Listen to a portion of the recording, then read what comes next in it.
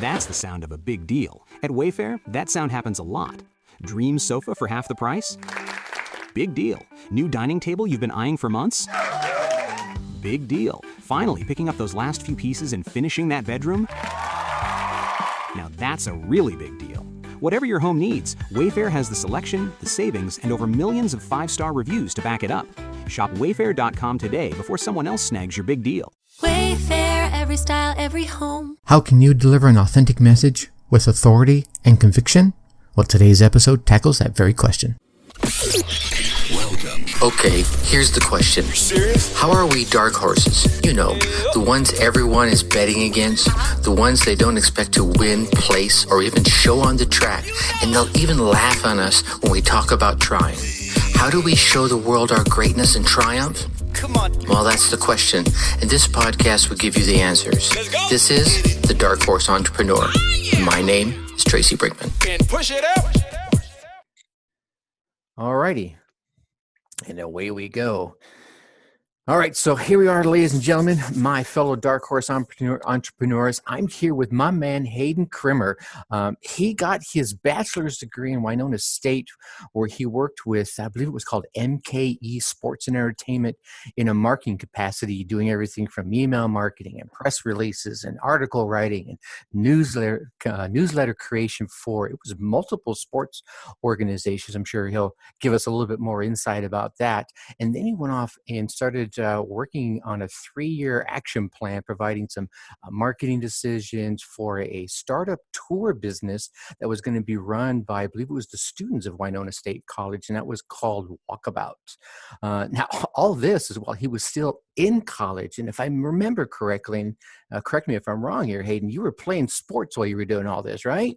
That's correct. Yep, I was a pitcher on the baseball team at one. Yeah, there you go. You were all into that, right? So shortly Yes, after college, he joined up with Legendary Whitetails for a couple of years, and this is where I was lucky enough to meet Hayden. And to be quite candid, we all get a first impression of a person when we meet them, right? You know, you look them up, you check them out, you work with them a little bit. Well, my first impression of Hayden was, okay, this guy's got mad skills and he's going places. And you know what? I was wrong. He's got crazy mad skills, and he's already heading places.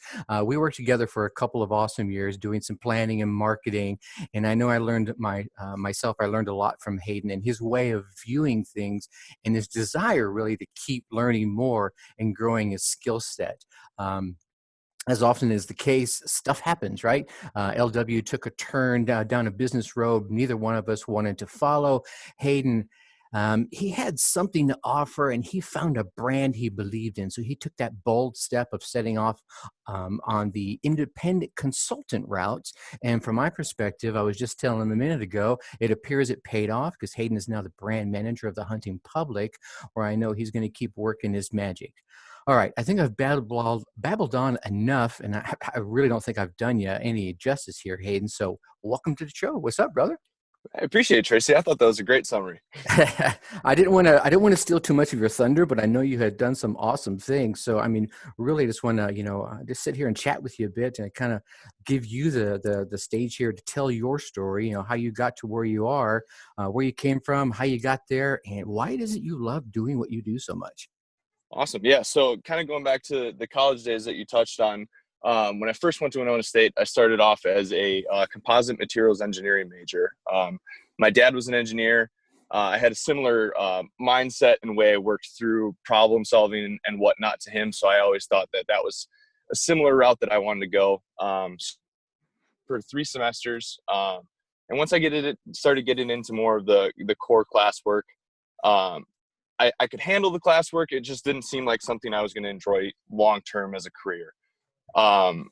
Like you said before, I was playing baseball at Winona State, but also one of my other passions was the outdoors, hunting and fishing. Couldn't get enough time outside. So when I wasn't either working or doing baseball or school, I was outside in the woods or on the water doing something of that fashion. So I decided that I wanted to make a switch to a marketing major because I felt like that allowed me a lot more opportunity to kind of branch into a career that was centered around something I was passionate around and really enjoyed. So I started down that path and never looked back. It was Really enjoyable classwork for me, especially when I got into those upper level classes. It didn't even seem like school. I really enjoyed going to class. Loved to take in all that information. Really thought I learned a lot from that classwork. So you kind of touched on some of my positions from a professional standpoint that I had in college. Throughout all 4 years, I also worked on in the university weight room.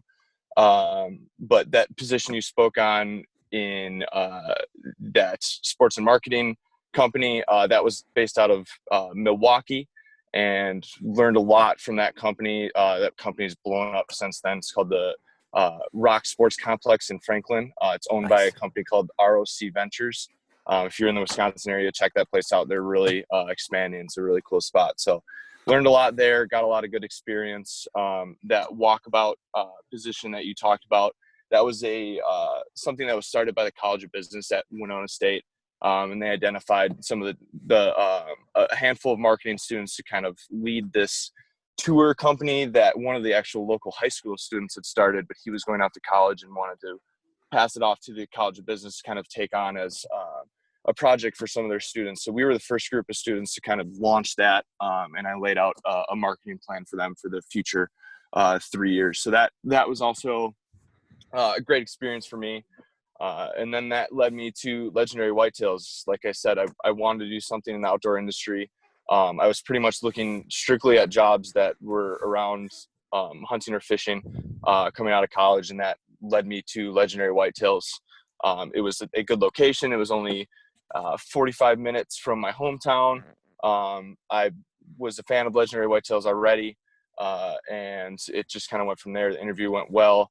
Loved everyone that I met at the company, and was there for, it was a little over 2 years before the company had some financial issues and had to sell off. But while I was there, I was the merchandise specialist for gifts and gear to start. So basically I handled all the hard goods and non-apparel SKUs for the company. While I was there, I kind of noticed there was a large bridging communication, a gap in communication between a lot of the different cross-departmental teams. And I kind of started to branch into being that person who helped bridge that gap between those different departments. And that led me into the merchandise coordinator role. And then that ended up progressing even further into a project integration specialist role is what they called it. So I was basically the quarterback of the product team, if you will, kind of being the main communicator of the product team between different departments. And while I was there is when I met the members of the Hunting Public, which is the company I currently work for. In that role as the coordinator, I was communicating with a lot of those influencers and bringing a lot of the feedback back to the product team. And I actually was fortunate enough to go on a few hunts with some of those guys and became good friends with them. And then following the sell-off of Legendary Whitetails to ERE, in that transition time, I was helping with that transition of Legendary Whitetails to their new company. So I was working for them for a short period of time, and that company had actually offered me a couple positions with them, but it just didn't feel right. Didn't seem like the right situation for me, and I ended up turning those roles down without having anything lined up going forward yet. And fortunately, shortly after that, Aaron from the Hunting Public, he's the president of Hunting Public, one of the owners. And throughout that time, he had been helping me try to find other roles with other outdoor brands and connections that he had. And one day he called me up and said, "Hey, I might have opportunity for you. What would you think about coming in and doing some work for us and getting a merchandise line going for us?" So I jumped at that opportunity. It wasn't what I wanted from a financial standpoint, but I knew that it was a brand I believed in. I knew that I could make it into something that could have substantial revenue in the future, and that would allow me to get to where I wanted to be from a financial standpoint. So I felt like the opportunity was worth the risk to take it, and it's paid off since. The company's grown at a rate that I couldn't have even predicted, and it's been a complete blast. I've got complete freedom within my role. I set my own schedule.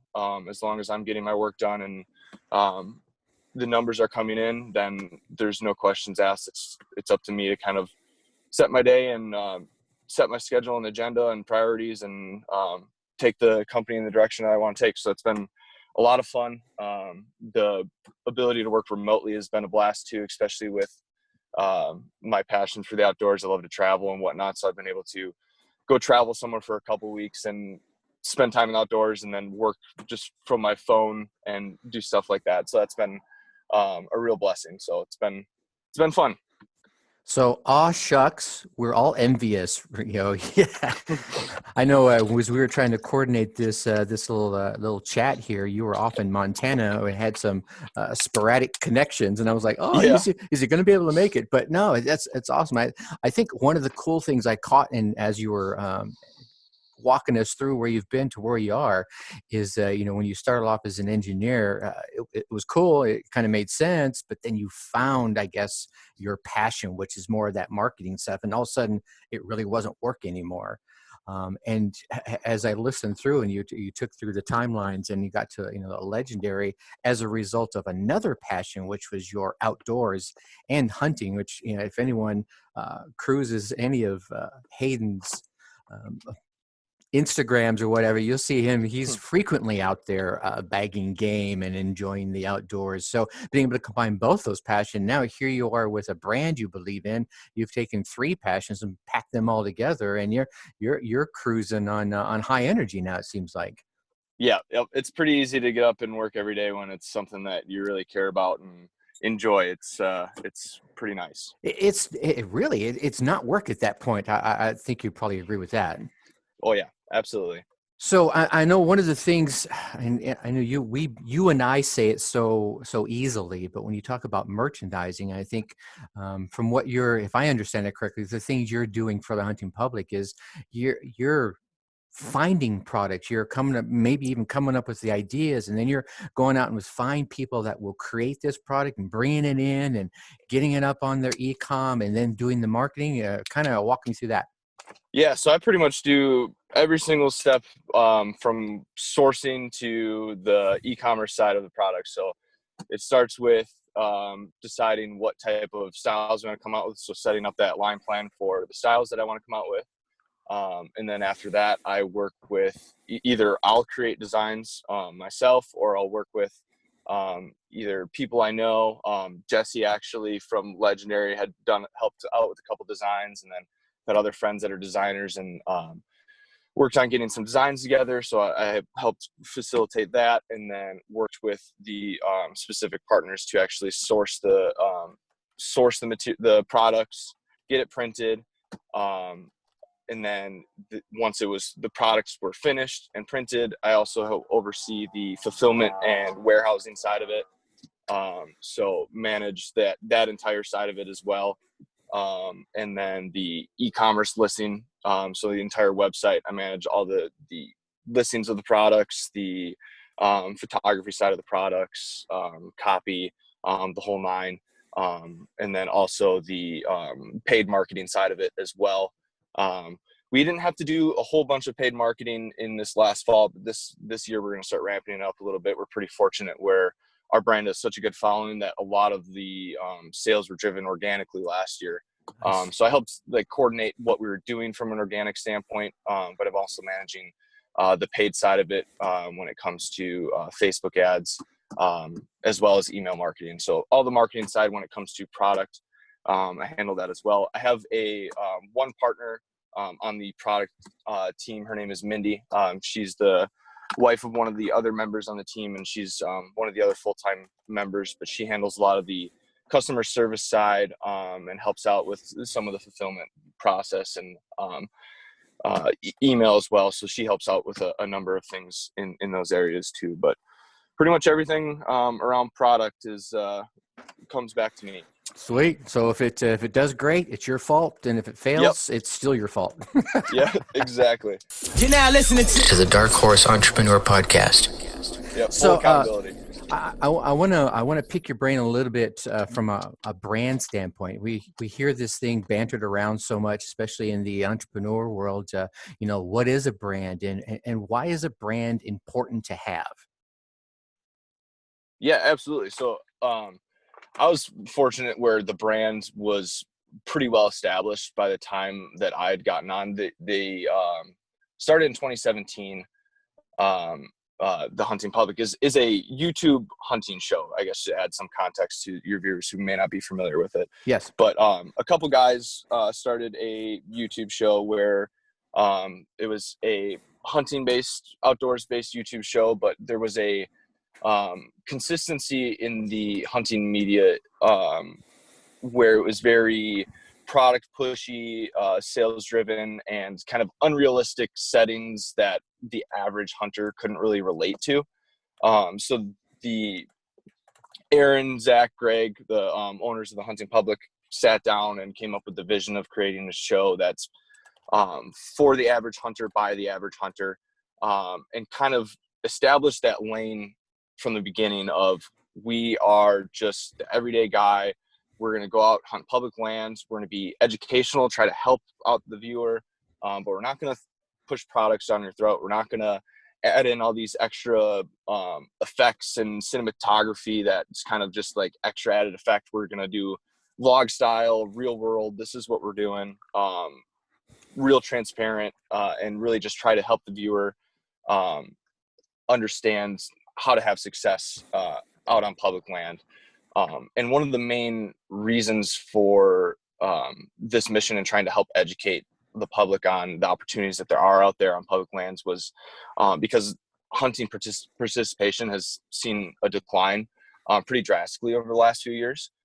So there's a big push in the outdoor industry to help get more people involved, not only get them involved, but retain them moving forward so that the hunting industry can sustain itself moving forward. So we really want to just add a positive light to the hunting industry, and be just the everyday guy, educational for the viewer, and help encourage people to get out there and hunt. So we established that lane as a brand from the get-go, or Aaron and Greg and Zach did a great job of sticking to that and just being really authentic. And that kind of really just took off from there as far as the following they gained and the word of mouth that kind of spread about just the educational side of the channel, and just the entertainment side was just really authentic to the viewer, and really resonated well with the masses, as opposed to those hunting shows that have the select properties with really unrealistic hunting scenarios that everyone can't relate to. So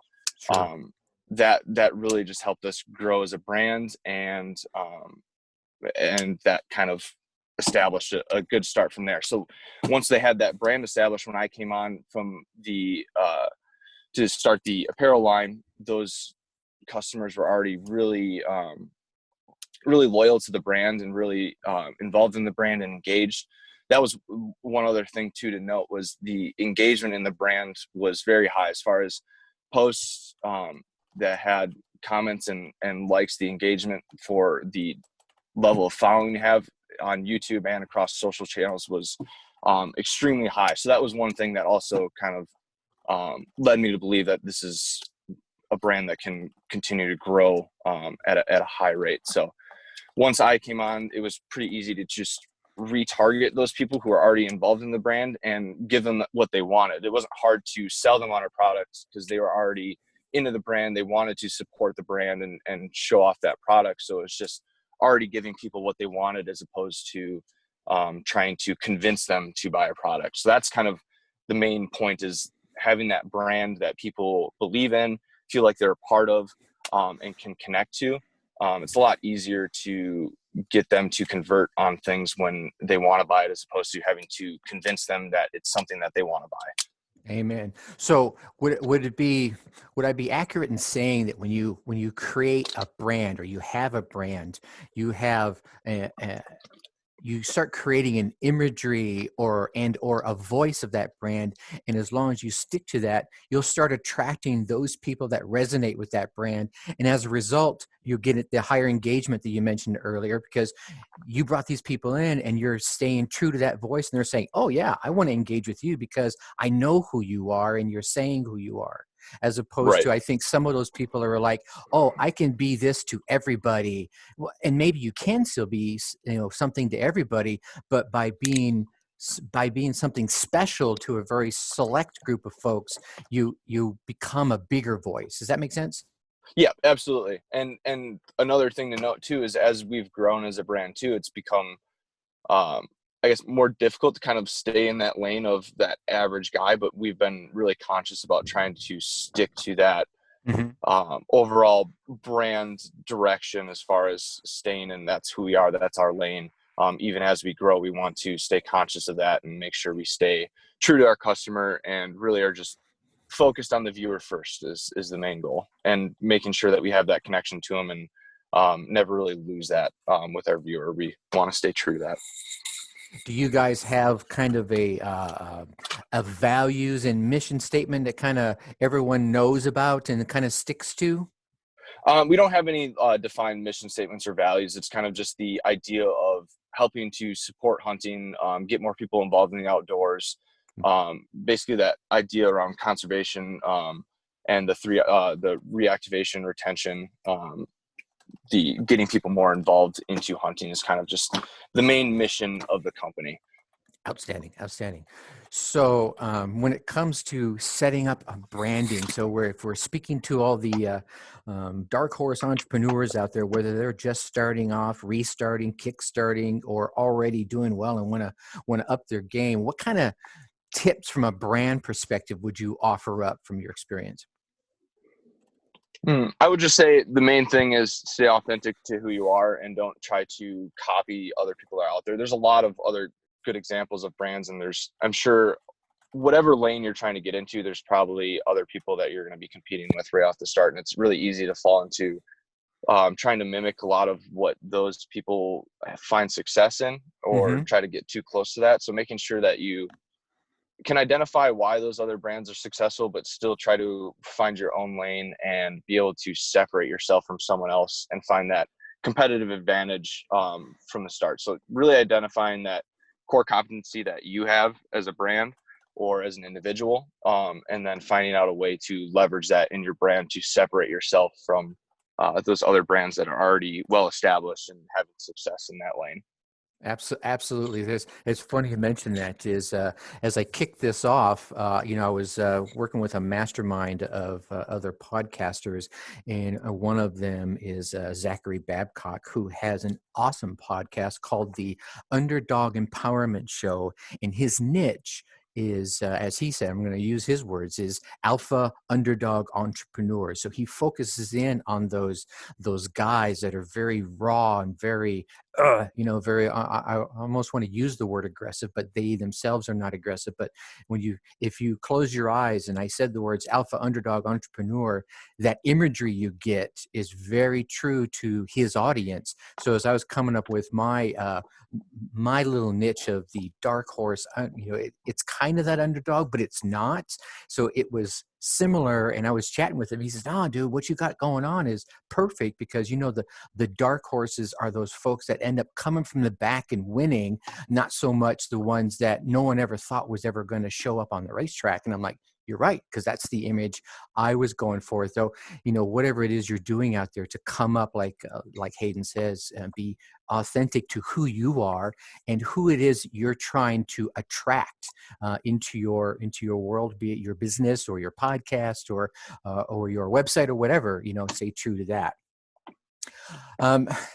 Mr. Hayden, I want to be respectful of your time because I know you get to work from home. That's cool. All right.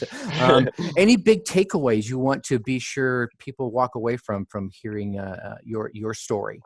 I would say one thing is early on in a career, especially for the younger folks that are coming out of college or even someone who's just switching into a new position. I think one of the big things that allowed me to have success early on in my career was having humility, specifically in understanding that I didn't know everything from the start. And I was pretty fortunate with the team that we had. We had a lot of other new people. So if we were in a situation where I was confused in a meeting or didn't understand something, I generally figured that there's other people that had similar questions that that if you have a question, speak up early. Like, questions are good. That's how you learn. That's how you make sure everyone's on the same page.